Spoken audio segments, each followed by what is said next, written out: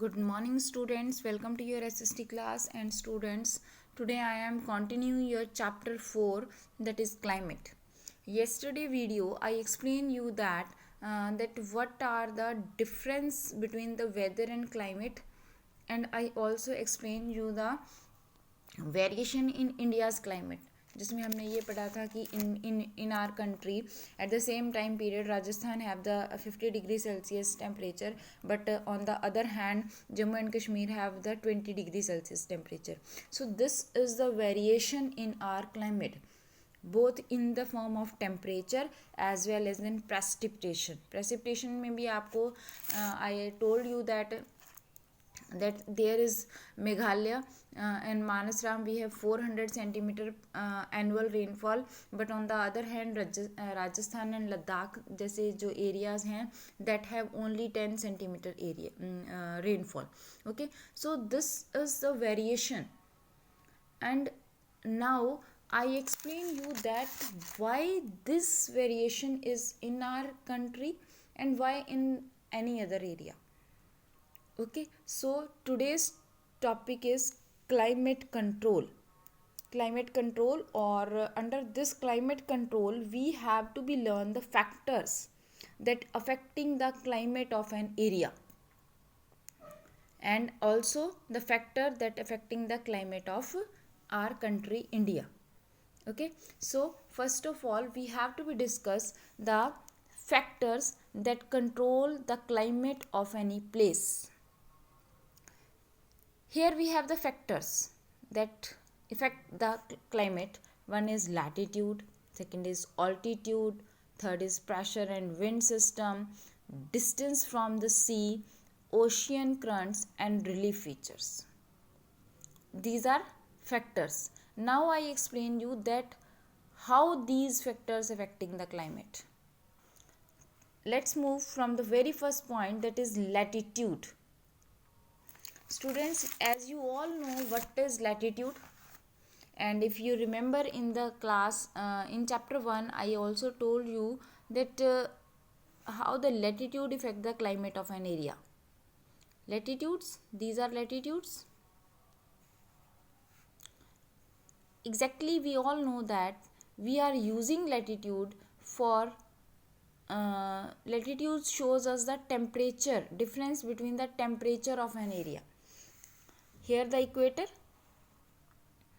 and as you all know that sun rays are directly fall on equator almost throughout the year, so that this area get maximum heat on the earth surface. Earth surface पर ये जो area है ये सबसे ज़्यादा heat लेता है. So this is the maximum heat gaining area. But as we go away from equator, move towards the poles, the temperature of an area goes down.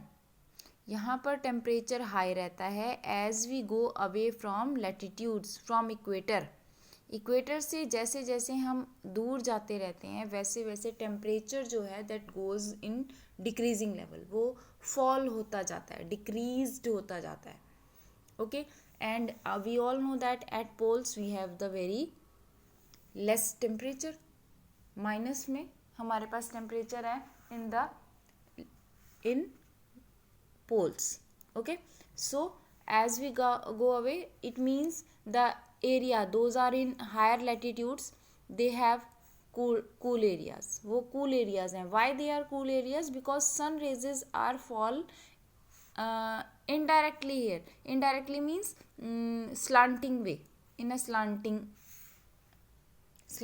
में आने की वजह से they cover the maximum length. एक तो वो दूर से आती हैं और दूसरा वो एरिया ज़्यादा कवर करती हैं, इसलिए वो हीट जो है कब ऑब्जर्व करता है.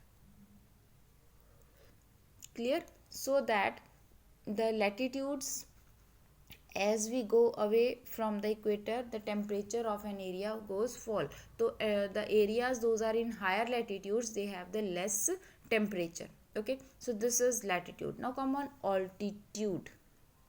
What do you mean by altitude? Altitude means height as just like this. Temperature is high in this area, but temperature is low in this area. Why temperature is low here? Because it is at height. If I told you, if you feel, घर में भी आप normal भी आप देख सकते हो कि हम अगर ऊपर जाते हैं, मीन्स अगर हम 4th 5th फ्लोर पर चले जाते हैं, तो टेम्परेचर जो है वो फर्स्ट फ्लोर के कंपैरेटिवली आपको थोड़ा सा डाउन मिल जाता है रात को. क्यों? क्योंकि वो ठंडा हो जाता है. अर्थ के जो नियर अबाउट एरियाज होते हैं वहाँ पर टेम्परेचर हाई रहता है, because earth is absorbing the sun rays. वो सन रेजेस को एब्जॉर्व करती है और हीट जब वो वापस भेजती है तो वो गर्म रहती है. ठीक है. अब this is the reason that plain areas get maximum heat, but temperature is high in the plain areas, but temperature is low in the mountainous region, in hills. Mountains पे टेम्परेचर लो होता है और planes में temperature high होता है. ठीक है. ये एक डिफरेंस है ऑल्टीट्यूड की वजह से, बिकॉज ऊंचाई पर जो टेम्परेचर है वो थोड़ा डाउन हो जाता है. Clear? So this is the second factor. Now come on third, pressure and wind system. First of all, you must know what is pressure. Students, there is a pressure in air.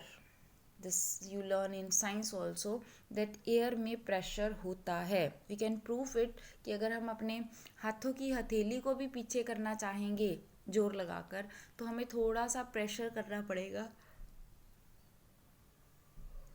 तब वो दूर हटेगी. तो pressure जो है wind में pressure होता है, इसीलिए हम वैक्यूम जब क्रिएट करते हैं ना दो थिंग्स के बीच में, तो हमें बहुत ज़ोर लगा के उन्हें सेपरेट करना पड़ता है. क्यों? क्योंकि बीच में एयर होती नहीं है और दोनों साइड एयर होती है और वो प्रेशर डालती है उन दोनों को आपस में जुड़े रहने के लिए. और दैट्स वाई कि हमें उन्हें अगर सेपरेट करना पड़े तो we have to be do some efforts. हमें कुछ एफर्ट्स, कुछ फोर्स लगानी पड़ती है. ठीक है. That is pressure. तो विंड हैव प्रेशर, एयर में प्रेशर होता है. अब प्रेशर और विंड सिस्टम जो हैं that also effect the climate of an area. वो हमारे क्लाइमेट को भी परफेक्ट करते हैं. एज विंड सिस्टम और प्रेशर में क्या आएगा, जैसे मेनली जैसे कि latitude and altitude of the place. यहाँ pressure and wind system of an area depend on the latitude and altitude of the place. ये किस पर डिपेंड करता है? लैटिट्यूड और ऑल्टीट्यूड पर. यहाँ पर मैं आपको बता दूँ कि प्रेशर जो है that is low in high temperature areas and high in low temperature areas. ये कैसे होता है ये भी बता देती हूँ. प्रेशर कहाँ ज़्यादा होता है? प्रेशर हाई कहाँ होता है?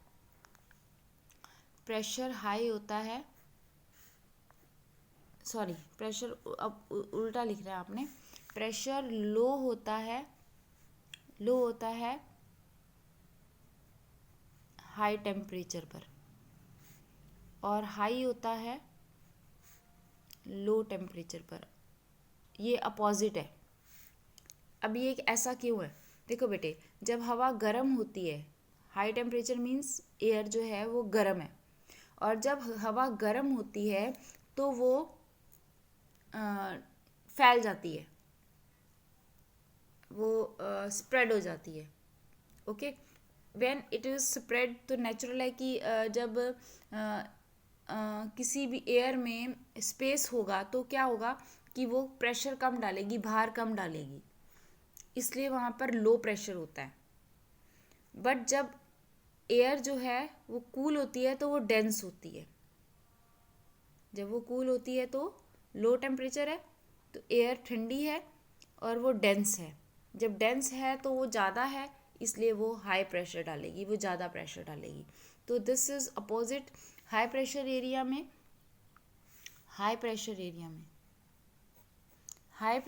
में क्या हो रहा है? टेम्परेचर लो है, और लो प्रेशर एरिया में क्या हो रहा है, टेम्परेचर हाई है, ठीक है। तो यहाँ पर हम बता देते हैं कि जो गर्म एरियाज़ हैं वहाँ प्रेशर कम रहता है, विंड सिस्टम वहाँ पर डिफर रहता है, दैट्स वाई वहाँ टेम्परेचर हाई होता है, ठीक है।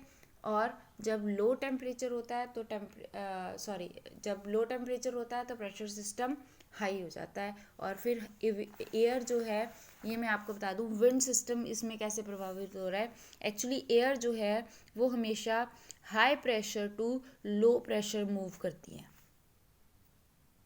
High pressure to low pressure move कर रही है। अगर यहाँ हाई प्रेशर है और यहाँ लो प्रेशर है तो wind is moving in this direction, but अगर क्या है, यहाँ लो प्रेशर है और यहाँ हाई प्रेशर है तो wind is moving in this direction. तो जिस तरफ हवा आएगी वो वहाँ के टेम्परेचर को इफेक्ट करेगी, ठीक है। इसे हम साइक्लोन कहते हैं, इसे हम एंटी साइक्लोन कहते हैं, ठीक है, क्योंकि वो अपोजिट डायरेक्शन में चलती है। और wind always move to low pressure to high pressure, high pressure to low pressure. Why high pressure to low pressure, क्योंकि हाई प्रेशर पे स्पेस नहीं है और हवा आने का स्पेस कहाँ है, हवा जाने का लो प्रेशर पे, क्योंकि वहाँ डेंसिटी कम है ना एयर की, clear. So pressure and wind system also affect the climate of an area. Now third is ocean currents. Ocean currents also plays very important role. Students, if I told you that ocean currents की अगर मैं बात करूँ तो we have two type of ocean currents, warm and cold. Ocean currents दो तरह के होते हैं, warm and cold. If the area is near about the warm ocean currents, अगर एरिया वार्म ओशियन करंट्स के पास है, yes, if the area is near the warm ocean currents then what happen, तब क्या होगा, तब टेम्परेचर उस area का हॉट रहेगा और वार्म रहेगा। Why? Because warm ocean currents are passing from that area, and warm ocean currents का मीन्स है कि the temperature that automatically reduce the temperature of an area, sorry reduce नहीं, high, that automatically high the temperature of that area. Okay, so the ocean currents also affect it, the temperature of an area. If the area having the warm ocean current, then there is the temperature is high, and if the area is facing cold ocean currents, then what happen, then that temperature of that area is decreasing, तो वो temperature क्या हो जाएगा, decrease हो जाएगा। Why decreasing? Because the ocean current is cool, वो cool है, वो ठंडी है, तो नेचुरल है, जब ठंडी हवा आएगी तो टेम्परेचर को क्या कर देगी, डाउन कर देगी। और अगर गर्म हवा आएगी तो वो टेम्परेचर को क्या कर देगी, that is up, that make that temperature up. Okay, then ocean currents plays very important role in the near coastal areas. Coastal areas में ओशन करंट्स बहुत इफेक्ट डालती हैं। तो this is warm and main effect is of warm and cold ocean currents. Okay, now come on the next, that is distance from sea. Distance from sea, very important factor, try to understand this students, as we all know that the water have a feature, water का एक feature होता है that it take time to be hot or to be cool. ये time लेता है गर्म या ठंडा होने के लिए। इसके कंपैरेटिवली लैंड में एक फीचर होता है, it become too hot, it become hot so early and cool so early. ये जल्दी से ठंडी और जल्दी से गर्म हो जाती है। इसीलिए दिन में if we goes to the Rajasthan, अगर हम राजस्थान की बात करें डेजर्ट एरिया में, तो लैंड क्या करती है, टेम्परेचर जो है वो दिन में बहुत ज़्यादा हाई हो जाता है, क्योंकि वो रेत जो है वो एकदम गर्म हो जाती है और वो टेम्परेचर हाई हो जाता है। But in at night the temperature goes down very fast. Why? Because the sand become cool, वो फटाफट ठंडी हो जाती है और वो टेम्परेचर को डाउन कर देती है at night. Okay, but water have the tendency have different feature. Water, पानी ना तो जल्दी से गर्म होता है ना जल्दी से ठंडा होता है।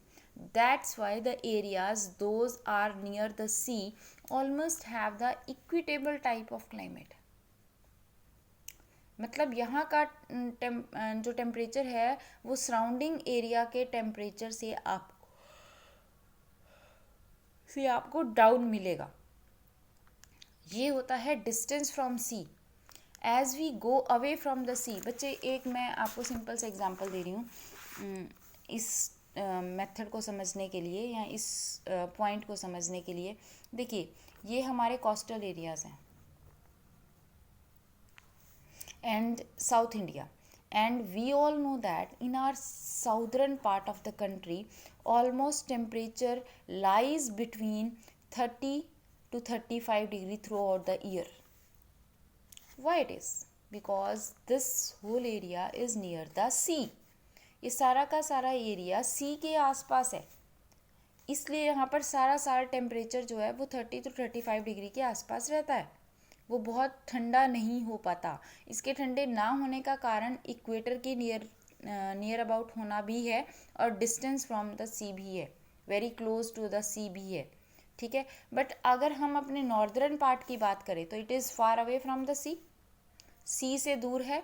That's why this area got very much cool during the winters and hot during the summers. यहाँ पर टेम्परेचर कितना चला जाता है, that is 40 to 45 degree Celsius in summer, and कहाँ आ जाता है 10 to 15 degree Celsius in winter.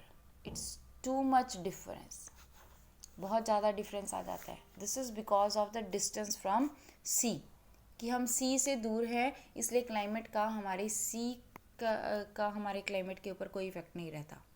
Water bodies के आसपास जो टेम्परेचर है वो हमेशा डाउन रहता है as compare to the nearby area, surrounding areas.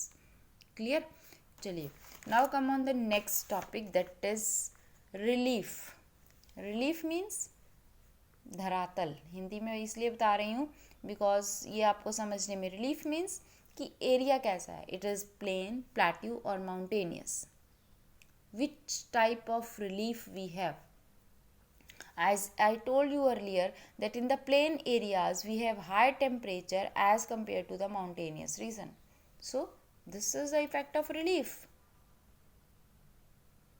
As we go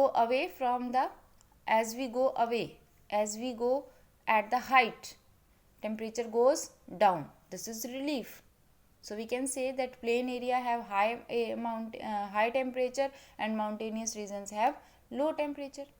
So relief plays very important role here. ठीक है ना?